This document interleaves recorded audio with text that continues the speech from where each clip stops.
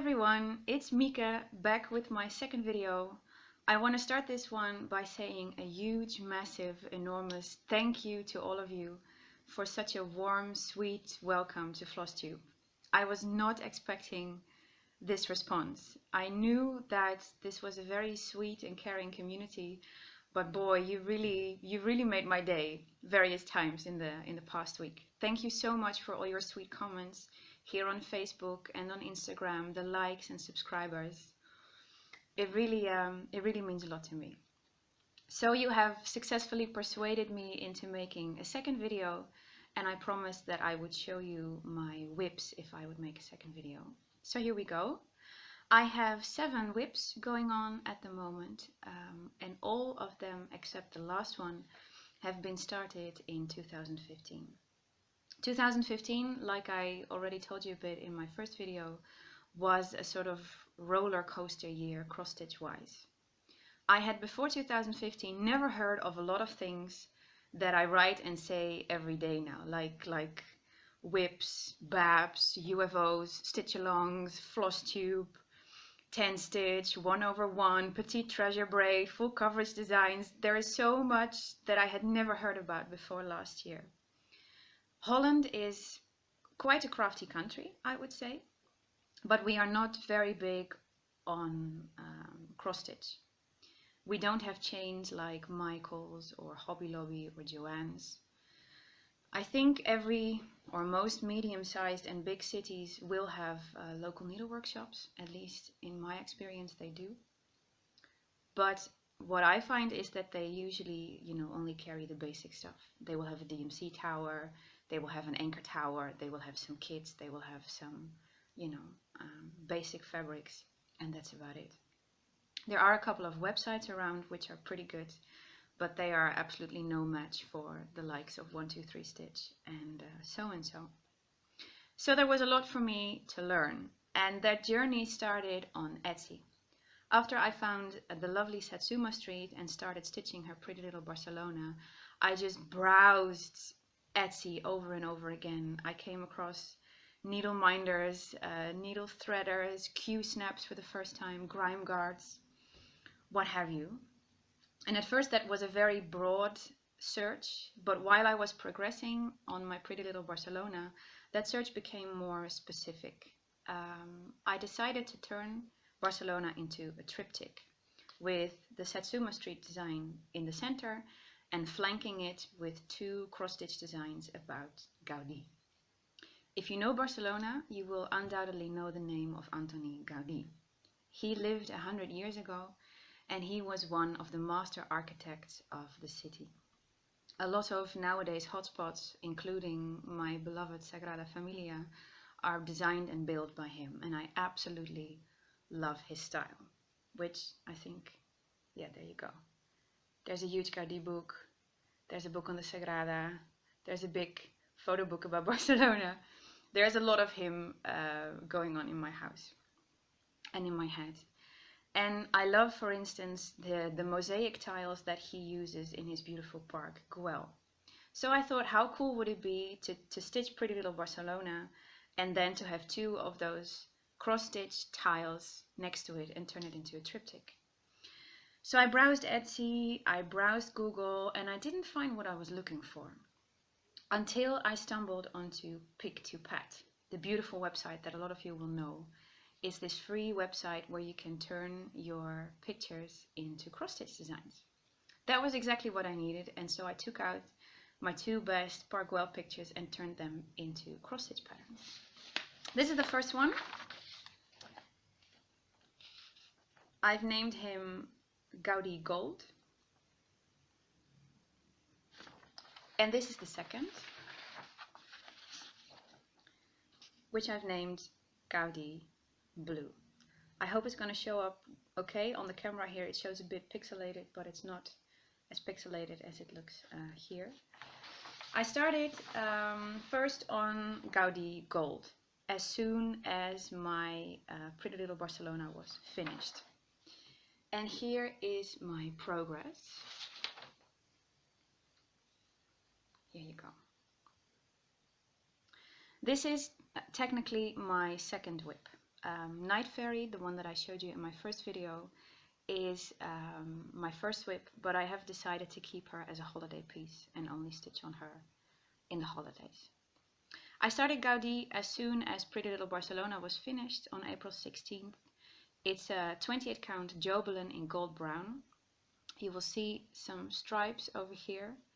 That is from the Q-snaps, sorry about that. But you'll see that some more on my other whips. Funny thing about this that I would like to mention is that this piece introduced me to the terms confetti and confetti hell. I had come across them while I was, browsing and reading and discovering the cross-stitch world online, but I really didn't know what you all meant with that. And then I started my Gaudi stitch and I instantly understood. This piece is pure confetti. It is only 110 by 110, but it contains 75 different colors. If you make a design in Pick to Pad, it will give you a few options, and I took the one with the most colors. So it took me quite a few weeks to get used to that. So progress on this is very slow, but I'm really liking how it's turning out so far. And once I finish this, I will make my Gaudi blue. Funny thing about this is that this confetti piece perfectly prepared me for my first ever Heaven and Earth designs. Heaven and Earth designs is, once again, something that I did not know about before 2015. I know, shame on me, right? Because they're awesome. I came across Heaven and Earth designs while I was browsing for Gaudi designs, because they have a Marchetti design on offer which is called Dreams of Gaudi. I'll try and insert a picture here if I can manage.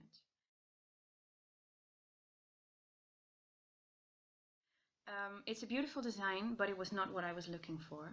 But it did introduce me to Heaven and Earth design, so I started, browsing a little bit here and there. And before I knew it, I was completely addicted to browsing that website. It became this compulsive need to see everything they have on offer. So I think in a couple of weeks' time, I browsed their entire catalog. I kid you not, I have seen everything Heaven and Earth Designs has on offer. And that's a lot. Not everything is my style, but there are a few artists that I have seriously grown very fond of. And one of them is the amazing Aimee Stewart. When I came across her little blue design, I just instantly fell in love. What's in the name, right? This is Little Blue. The paper is a little wrinkled, sorry. She became the first Heaven and Earth designs that I bought somewhere in the winter when they had a sale on. And she is once again a fairy. I seem to have a thing for fairies when it comes to cross stitch. I don't know why. This is the third fairy that I have, and later on in 2015 I would start even another fairy. But this is Little Blue. She is just, oh, she's so pretty. She's so elegant, feminine. I love, everything about her. Heaven and Earth Designs proved to be my gateway drug, if you will, into Flosstube. This would be the first time that I would tackle a full coverage design, and I had no idea how to go about that. So I started Googling for tips and tricks, and I came across the lovely Mrs. Milky Bar Kit, Amanda.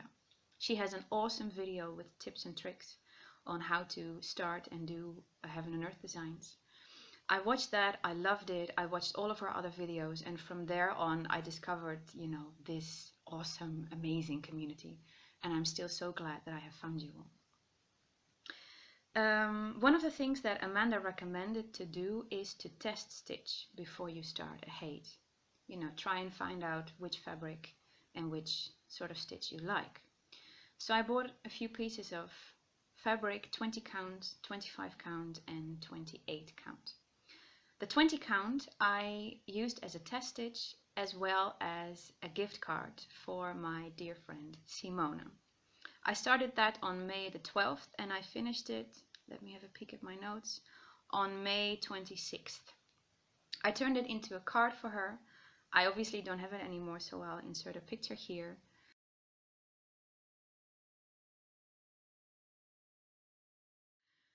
That is my first ever fully finished object. It's just a small thing, but I'm quite proud of it. And it was also at the same time a test stitch for HAED. I discovered quite quickly that I don't like 20 count. It's too big for 1/1, and it's, at least in my opinion, way too bulky for 2/1.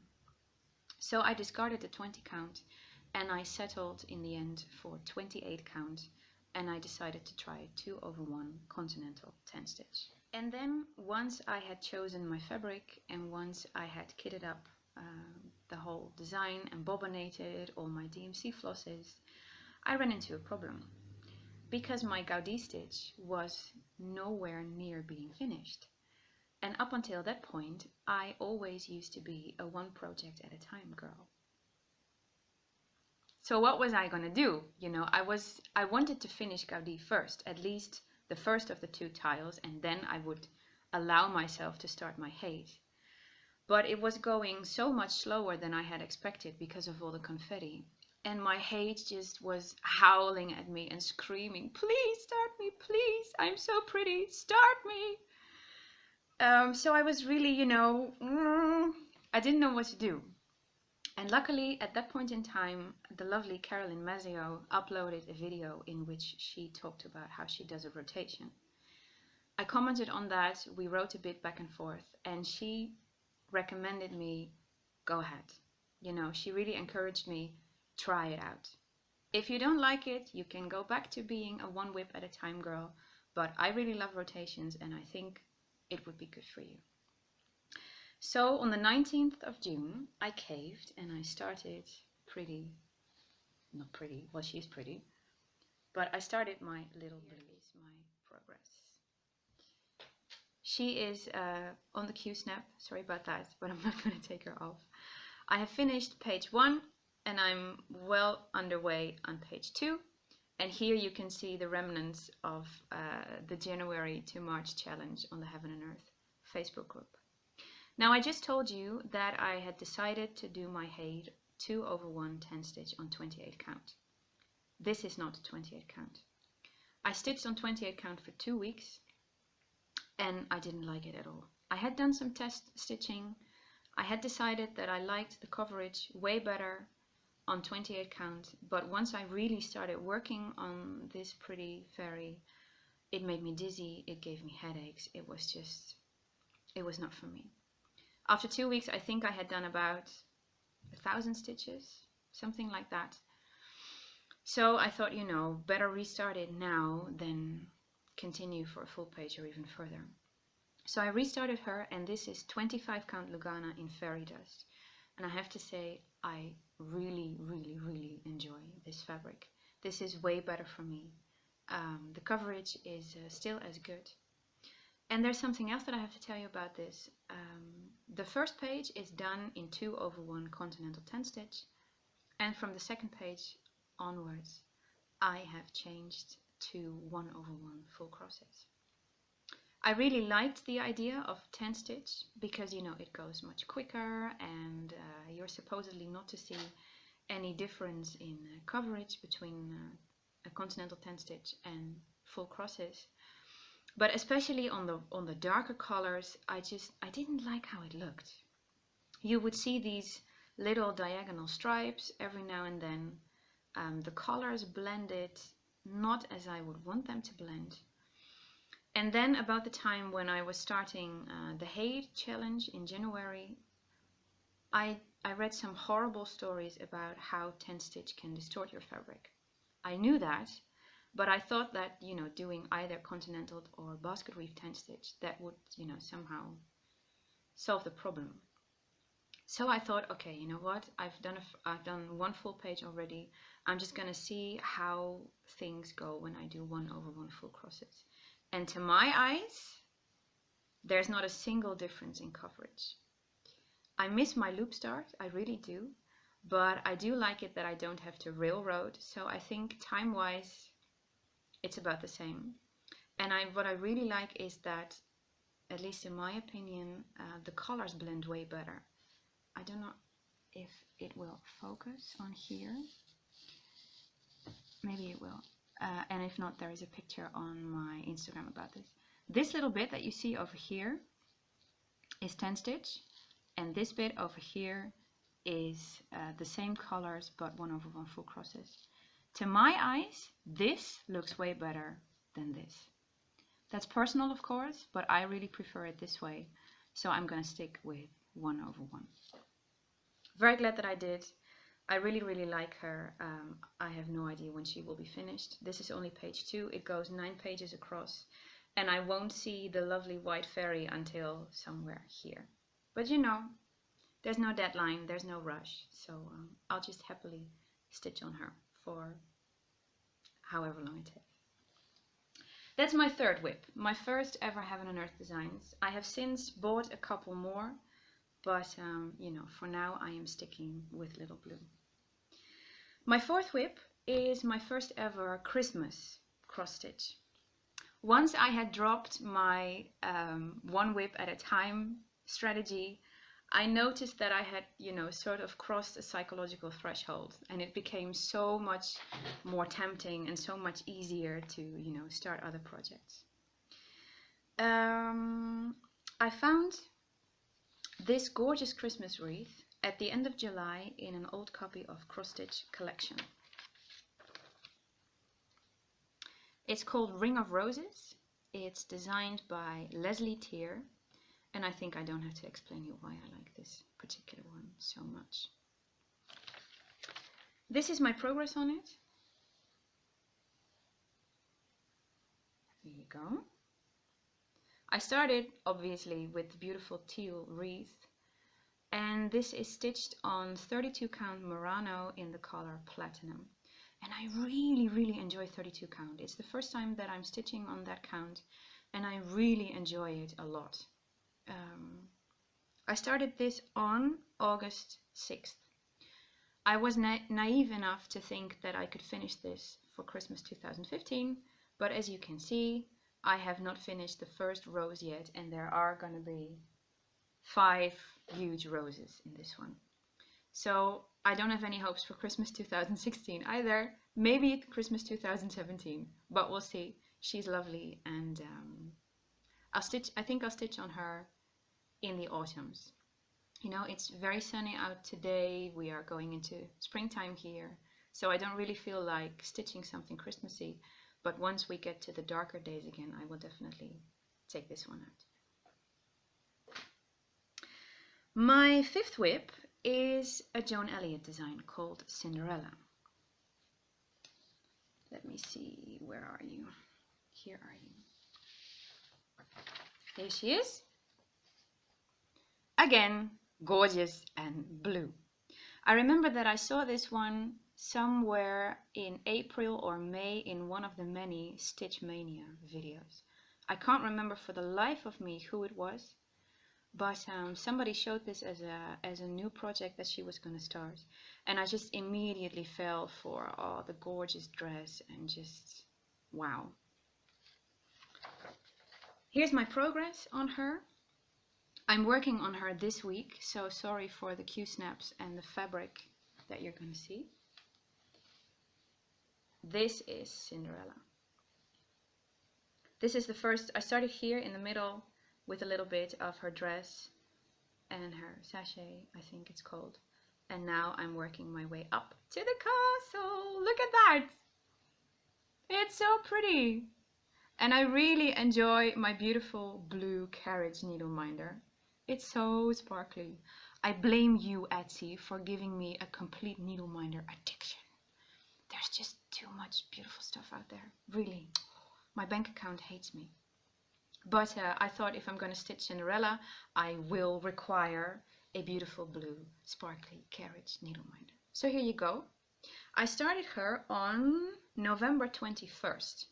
Now I just told you that I found her somewhere at the end of April or May.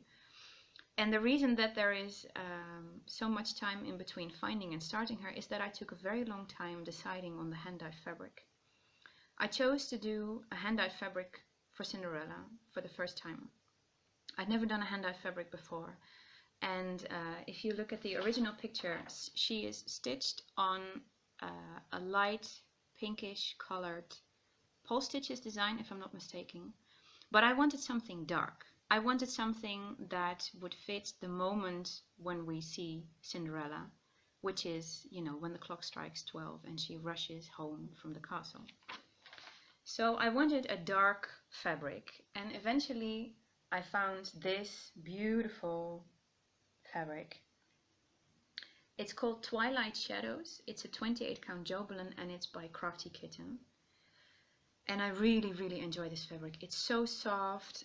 You know, she has sewn around the edges. Thank you. I hate doing that. Thank you. All fabric dyers should do this, in my opinion. But it really is a plus for me because I hate doing it myself. Thank you, Crafty Kitten. So here is the fabric that I chose, and I think it's coming along really well. So I'm stitching on her this week, and so you'll see, I guess, a picture of her by the end of the week, if all of us decide to stay on Instagram after the horrendous changes that they announced. I'm really not happy with that, but that's a totally different subject. So that's whip number 5. My 6th whip is another Joan Elliott. It's called the Iris Fairy. No doubt some of you will know her because I've seen her on various Instagram accounts. I also found her in a copy of my mom's cross stitch collections, and here she is. Let me see. There you go. Now, this lady should be right up my alley, right? First of all, she's a fairy, and secondly, there is all sorts of lovely greens and purples and blues in her. And yet, the first few times that I saw her on Instagram, I didn't fall for her. And I didn't really know why, because she is, in my opinion, very, very pretty. And then I figured out what put me off. It's her hair. She has this grayish, silverish hair that I really do not like. I don't like how it falls away against the beautiful half-transparent wings. I just don't like the tones, and I think it makes her very pale. So I have decided that I'm going to turn her into a brunette. And once I had that idea in my head, I was just like, okay, yeah, she's going to be stitched. I really want her. I started her on October 25th. And here is my progress.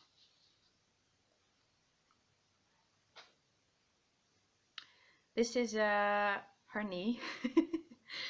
And this fabric, I gotta tell you, I love it. It's, again, a 28 count Jobelin by Polstitches. It's called Big Bang. And I'll unwrap it so you can see the whole thing, I hope. There you go. Isn't that just precious? I really, really, really, really, really, really am in love with this fabric. It's so nice to work on. It's so soft. It's really, yeah, I really think this was the right choice. If you follow me on Instagram, you will know that I'm working her skin 1/1. That's a first for me, but I thought it would look really pretty. It is a pain in the ass. Oh my gosh. Sorry, language, as Captain America would say. I think it looks amazing, but it is so time consuming, and it is just so, but you know, if I put some nice music or some nice Flosstube videos in the background, or one of my favorite series, I can manage, and I will manage, because I think it looks absolutely stunning. So that's my 6th whip, Iris Fairy by Joan Elliott. My 7th whip was, I should say, a first ever for me Cloudsfactory design. I made He-Man and the Masters of the Universe as a birthday gift for my darling boyfriend, Chris. Hey, sweetie. I know you're watching. Travieso. He picked this out when I had shown him the Cloudsfactory Etsy page, I think some Sunday over breakfast. And he picked this one out, and I stitched it for him for his birthday, between October 23rd, 2015 and February 2016. February 3rd, 2016, that should say. I'll put in a picture of the finish in here because it's not at my place, it's at his place.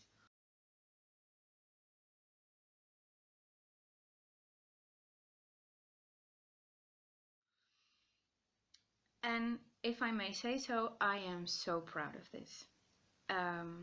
First of all, he really, really liked it, which is obviously the most important thing. Secondly, because I finished it way on time. After I finished it, I had 2 weeks left to get it framed, which was, you know, plenty time. And normally I am somebody who is really, you know, close to deadlines. Thirdly, because it's the first ever stitch of mine that I have professionally framed. Yay! It was really, really, really fun to do that, although it's ridiculously expensive. I knew up front that it was going to be expensive, but you know, he's my boyfriend. I love him dearly, so it was worth every cent. And lastly, because I have converted the slogan in the bottom to Spanish. My boyfriend is South American, and he watched the series as a kid, so it made way more sense, you know, to have the "by the power of Grayskull" put into Spanish. I'll insert a picture of that here.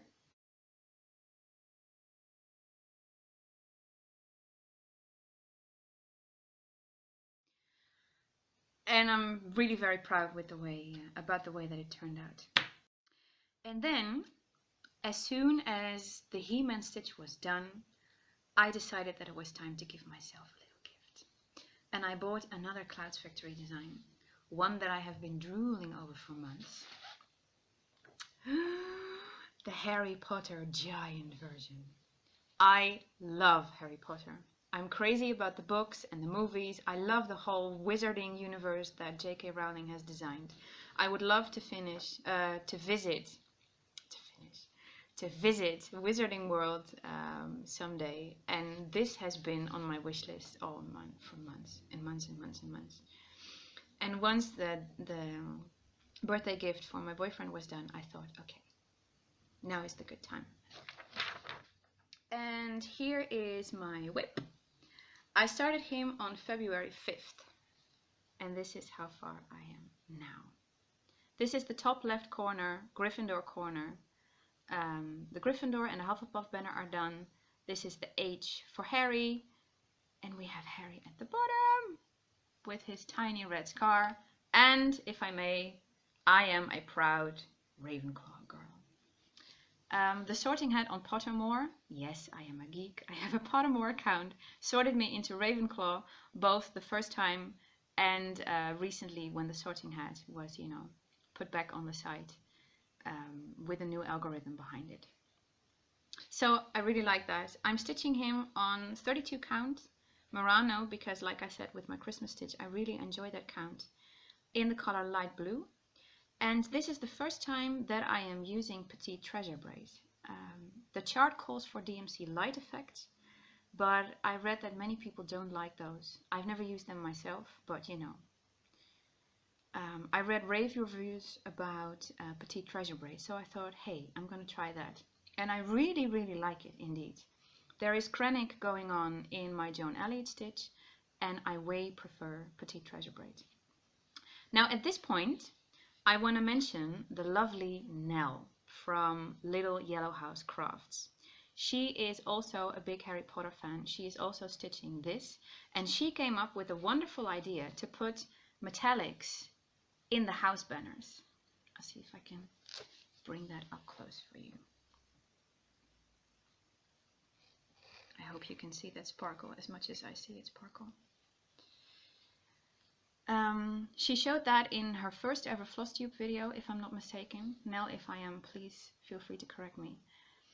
And I saw that and thought, oh, that is a wonderful idea. So I kept that in my mind for all those months that this was on my wish list.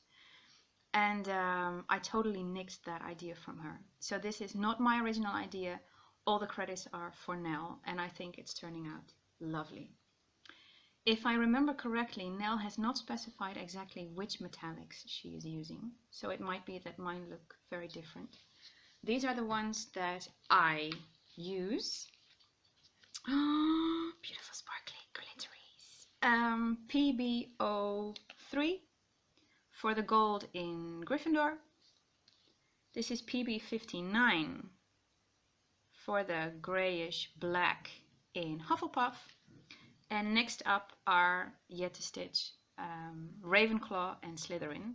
The bronze in Ravenclaw is going to be PB14 and the silver in Slytherin is going to be PB04. I can't wait. I love this stitch so very much. Thank you Cloudsfactory for making it. It's lovely. It's a joy to work on. All my whips are a joy to work on, but this one has a special place in my heart. And that's it. Those are my 7 whips.